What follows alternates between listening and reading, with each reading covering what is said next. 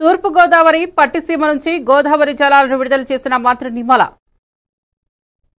అన్నమయ్య జిల్లా కేంద్రం రాయచోటి పట్టణంలో తీవ్రవాద కళాకారకాలతో సంబంధాలు ఉండటంతో అరెస్ట్ చేసిన పలువురు ఇళ్లను సోదాలు చేశామని, భారీ మొత్తంలో విస్ఫోటక పదార్థాలు స్వాధీనం చేసుకున్నామని Kurnool range DIG doctor Koya Praveen తెలిపారు.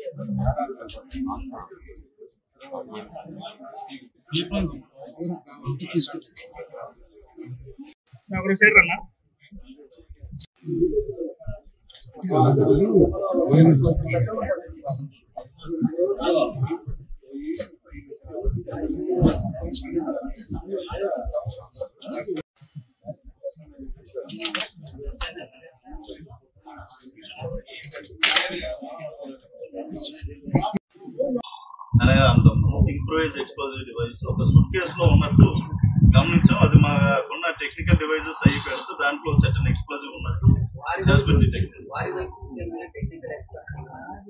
వాళ్ళే టెక్నికల్ ఎక్స్పర్ట్స్. ఆయనే వాళ్ళ భార్య ఏమో మా ఆయన మిక్సీలు రిపేర్ చేస్తాడు, వాచెస్ రిపేర్ చేస్తాడు, ఆయనకే మొత్తం A to Z